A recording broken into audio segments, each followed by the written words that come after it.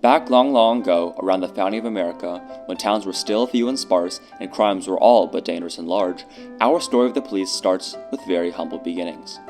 Crimes back then aren't like they are now. Before urbanization, great concentrations of wealth and goods were quite rare, and without reliable means to carry large loads of money or products quickly, crime control didn't take too much effort. So our first American police force was founded in Boston in the 1630s, a ragtag bunch of community members called the Watch. Their primary goal was to simply warn of any impending danger so that then, community members could prepare themselves. Although their job wasn't very difficult, watchmen often drank and slept on duty because they were either there to avoid military service or doing it as a form of civil punishment. And as a system with little to no regulation whatsoever, this watchman system wasn't so effective. Of course, communities weren't very happy with their inept watchmen, so the watch system was revamped with the implementation of constables, official law enforcement officers. Their main goal was to regulate the watchmen so that while on duty, drink was not drunk and sleep was not slept. This informal policing quickly gained the support of the public because it responded to any crime that occurred and was quite adequate. Not only did the watchmen and constables enforce the law, but they also performed a variety of non-law enforcement services as well, such as surveying the land around towns and regulating weights and measurements. And in terms of a governmental service, our little watchman constable system was pretty effective. In terms of a social contract, this system did very well. The people paid their taxes to their local government, who in turn provided the policing and regulation. Perfectly balanced as all things should be.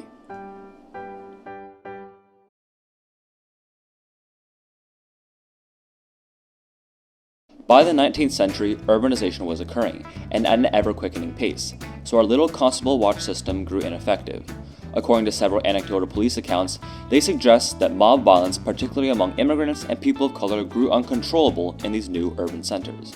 And of course, since this is a police account, we can trust it, right? They are the law after all. Wrong. That's all they were, anecdotal accounts. These accounts leave out quite a lot of information. Solid evidence for a crime wave surging along with urbanization is still quite lacking. Even though technology was progressing, criminals still didn't have the capacity for large heists or crimes. Furthermore, but the evidence does suggest that people were still quite wary of the watch. So if the modern police wasn't a response to crime, then what was it? What prompted these police reports to put all the blame on immigrants and people of color? What could be more important than crime?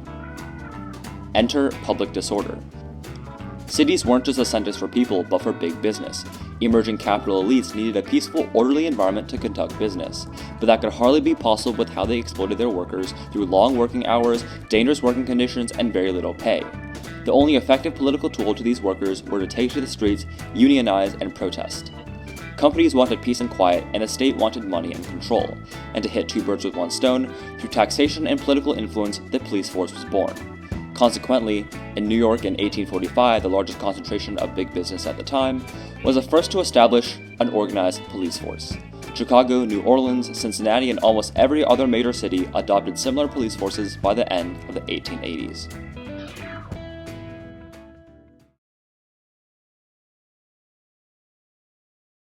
The police not only provided an organized, centralized, state-authorized collection of men to carry out their wishes, but also provided the illusion that their actions were somehow justified under the rule of law, and not controlled by those with all the money.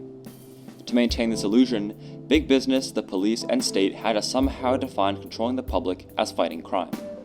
So, they said that these peaceful protests, or as they called them, riots, were the products of an uneducated, unskilled, worthless, biologically inferior set of lower classes.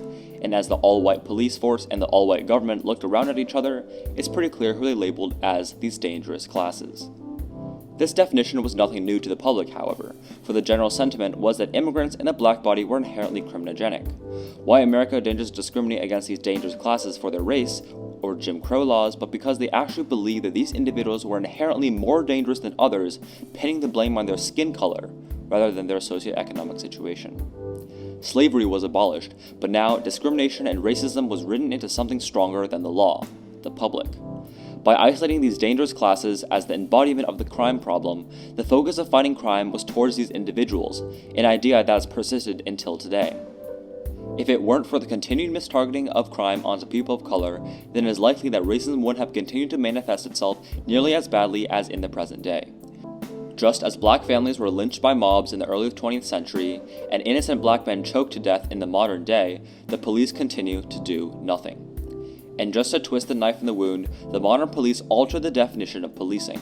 The Watchman system had practiced crime control by reacting to specific crimes. They weren't told that specific people were more likely to commit crimes, they simply had to react when one occurred. The police could become better and better at putting down crime, reacting to crime, but never invading the public's freedoms. However, after these dangerous classes were isolated, police departments began to emphasize preventative crime control. The police tried to prevent crime and disorder as much as possible, even before they occurred or even existed. This opened the floodgates for the police to intrude into the public's freedoms under the guise of maintaining order. So now, the police are everywhere, placed into the daily events of everyday lives, and actively patrolling much more frequently in poor and black neighborhoods. The actions of the police from almost 200 years ago are still reverberating today. Criminal statistics show that crimes are disproportionately committed by persons of color, even though this is because the police continue to unfairly target them. According to the Washington Post, 23% of those killed by the police were black, even though only 12% of the country is black. Black children are 18 times more likely to be entrenched in the criminal justice system than white children. Stanford University finds that black drivers are 30% more likely to be pulled over by the police than white drivers. Black people are 20% more likely to be sentenced to jail time and receive 20% more jail time than white people for similar crimes. Systemic racism is a thing, and the police are the ones that are enforcing it.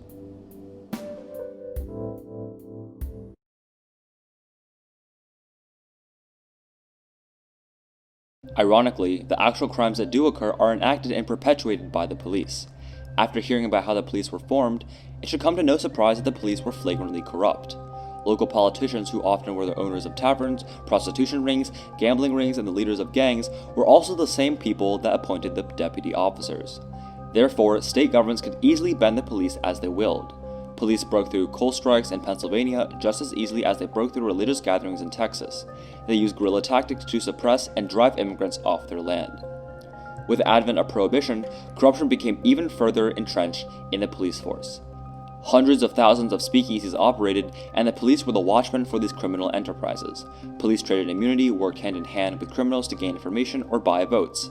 They escorted criminal syndicates to deliver alcohol to speakeasies, smoked and drank on duty. They helped organize widespread election fraud and accepted bribes to oversee crimes.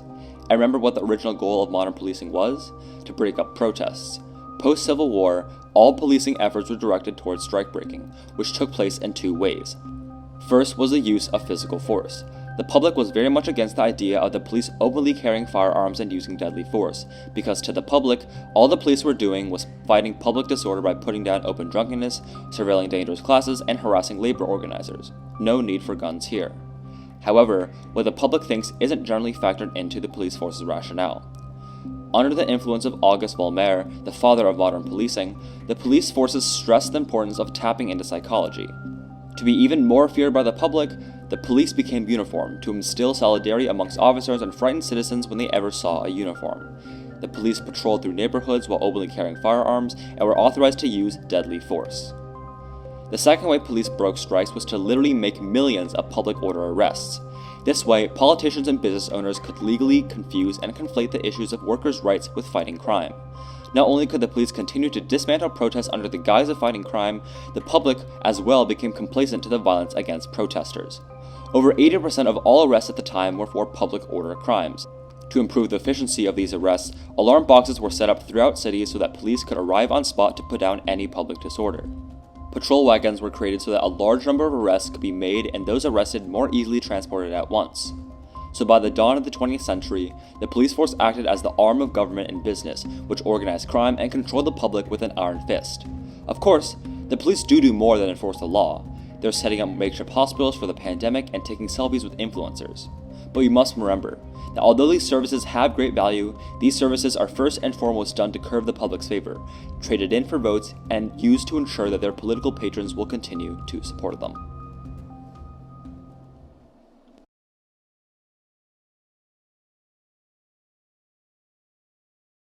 If we look at the checklist of bad things to have in a crime-fighting force, we can see that the police are truly problematic. Of course, there's no perfect system in our world, but some things on here are just blatantly contradictory. The problems did bring cries for reform, and dozens of investigatory commissions were formed to expose police corruption. The Lennox Committee found that in New York, an officer could be promoted to a sergeant with a simple bribe of $1,600 and $15,000 to be a captain. The Curran Committee and Brooklyn Grand Jury exposed police-run gambling and prostitution rings. The Seabury Committee investigated alcohol running during the Prohibition, while the Mullen and Knapp Committees exposed drug running, organized theft, and working on duty while under the influence of drugs and alcohol. President Herbert Hoover opened the Wickersham Commission, the first ever governmental body to ever investigate police organized crime in 1920. Despite these commissions shedding light on the crimes, they had little lasting effect. Commissions compiled reports, recommended reforms, and quickly disbanded. Police departments continue to be a politically fueled entity resistant to any influence and continue to be as corrupt and racist as they were almost 200 years earlier. Some reforms actually came from within police organizations themselves. They tried to emphasize police professionalism, set up extensive training and selection standards, specialize different departments of the police force, and increase the use of technology. And if history is any indicator, we can predict these reforms quickly turned in the favor of corruption. Police professionalism was nothing more than military-style organization and discipline. Their extensive military training was to instill fear of death into every single officer so that a suspect would never make the first move. Selection standards actually made the police more homogeneous, but not in a good way. Militaristic qualities were sought for within recruitment standards. For example, the average intelligence score of a police officer is 21 to 22, or the equivalent of 104 IQ, and applicants with intelligence scores greater than 22 were simply turned away. Specialization of the police should mean that the police were better at doing their job, but that also meant that it was easier to corrupt a smaller branch of the police than the entire police department. Over the years, the use of technology has become more and more pertinent to collecting evidence for crime fighting. The hope was that this emphasis on scientific law enforcement would be less susceptible to corruption. And therefore, it's quite ironic that one of the first uses of the new communications technology was to call out and pay for prostitutes, setting up the first call girl system in the United States.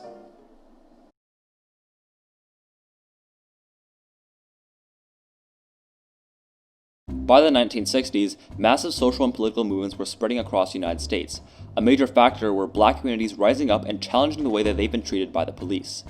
In the South, riots and protests pushed back against white supremacy, while the North saw protests and boycotts pressure racist policies. And the police forces came out to suppress each of these movements, using tear gas, extreme pressure fire hoses, attack dogs, chokeholds, and military vehicles.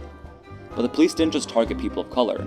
They were also profiling LGBTQ communities all across the United States, raiding clubs, bars, and arresting patrons.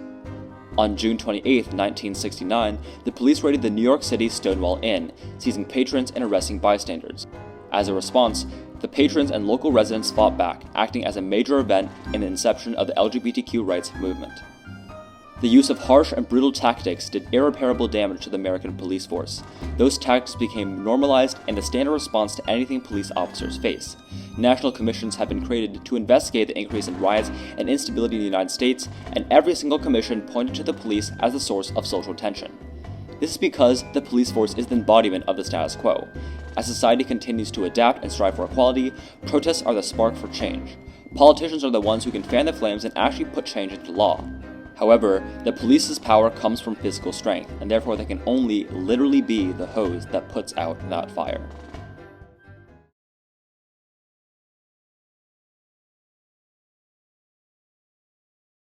As protests increased, so did the amount of police resistance. While putting down protests, some police officers got caught in the open and were targeted by lawsuits. But, as always, the police get their way. They took a page out of the protesters' books and started unionizing. Union contracts and police bills of rights hold officers to a completely different standard than ordinary citizens. But, you might say, aren't the police directly in the line of fire? Shouldn't they get different treatment? Yes, of course. But some of these laws are going too far. All cops get qualified immunity, which only allows lawsuits to be heard if a cop violates a clearly established statutory or constitutional right.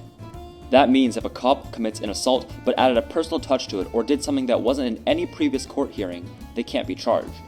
So Officer Johnson over here could suffocate someone by pressing his knee into someone's neck and get away with it, if he was trying to suck the bubbles out of his winter melon milk tea at the same time, making it incredibly difficult to ever charge a cop. It gets even worse. Here are just some of the rights that police get as part of their union contracts. Cops get 24 hours after receiving a complaint to craft a story before they have to come forward. Cops' records are completely invisible to the plaintiff or anyone else besides the police department. Cops get to clear their records at will, so any previous misconduct is erased. Cops get to review all evidence in the case beforehand, while the plaintiff may not. Cops get paid leave even after they committed aggravated assault, or sometimes even after murder. Consequently, a study in Florida found that when deputies got union contracts, violence and misconduct complaints increased by 40%. With all these new safeguards in their bag, the police seem to get the message that they can act without any repercussions.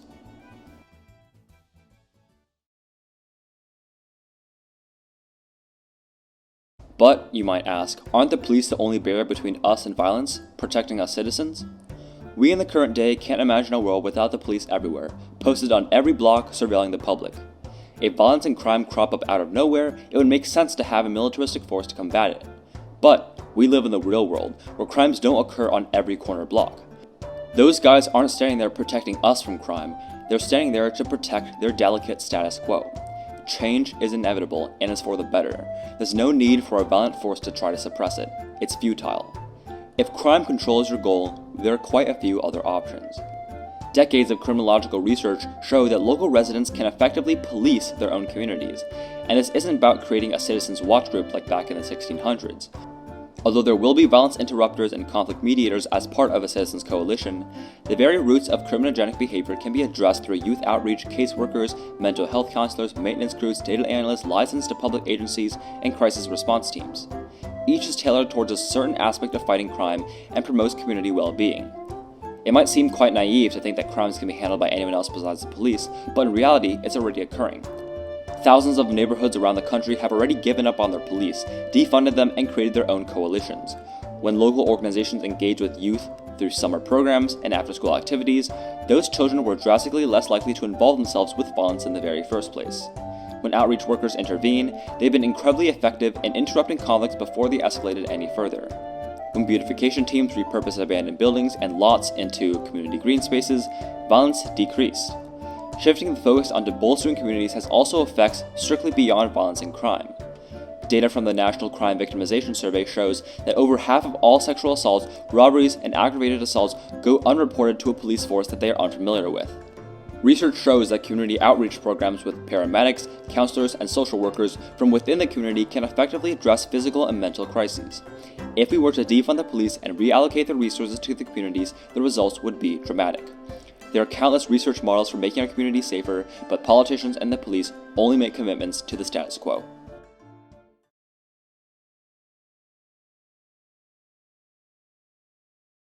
From the very beginning, the police were not tied to crime, but to the demands of politicians and businesses. Through discrimination against dangerous classes in the 1800s, to corruption during the Prohibition, through countless futile reforms in the 1900s, the police in their current state are destined to repeat their failures of the past and replay them again as the policies of the future. So by the time I got to this part of the script, quite a lot has happened in the past few months. After the murder of George Floyd, protests have broken out all across the country and some cities have already started making changes. But we cannot simply stand on the sidelines and think that others will do the work for us. If you have taken anything away from this video, it should be that the police have always gotten their way. So let's make sure that this time, they won't. In the words of Hassan Minhaj, we need to donate our time to Black organizations. Depending on who you are, you can help in a variety of ways. Legislators, endorse the end of qualified immunity and push forth bills that demilitarize and decentralize the police. At the end of the day, laws that bring change start with you. Doctors and nurses offer free medical help to Black people. Protesters are being brutalized by the police, so give aid to a good cause. Technicians, help Black businesses get online. Not everyone has the education or expertise to promote their business outside their communities. Black students are 3 times more likely to get suspended from school than a white student, and Black children make up 50% of all suspensions. And paying for college is even more difficult when Black families earn only $57.30 for every $100 that a white family makes. People living in cities with protests, be like Rahul Dubey and offer shelter to protesters. Being within the vicinity of police officers at night only increases the chances that innocent protesters will get beat down and arrested. Eligible voters, vote out corrupt local officials. They are the ones that have the police's backs and give them their special unfair rights. Google who the candidates actually are and read through their proposals and make the choice to stop corruption. If you can't vote, you can protest. There are protests in almost every single major city, and it's likely that there's one upcoming in your city too. Research them well, for white supremacist groups and the police are creating fake protests. Remember, wear a mask, don't share protesters' faces online, and stay safe. And if you can't do any of that, donate money to give bail to innocent protesters, to the Black victims, to the Black businesses, to the Black organizations. sign petitions, call and text your local politicians and harass them to end qualified immunity and push forth fair policies for the police. You might be skeptical about how much effect you, a single person, could have, so listen to former Congressman and current Minnesota Attorney General Keith Ellison in an interview on the Patriot Act. When I was in Congress, we kept a tally on every person who called and every issue they called on. And when you start getting 2, 3, 4 calls on the same issue, we focus our attention on what's going on here. And you start getting 20, 30, 40 calls. I mean, how do you think that they stopped comprehensive immigration reform all those years? Lou Dobbs got up there and said, call Congress, kill it. And it worked. Everyone must take a part in this. For Black communities, it is quite literally a fight for their lives. Step up and do something now, so that in the future, when a cop has their knee on a Black man's neck, everyone will see it for what it is.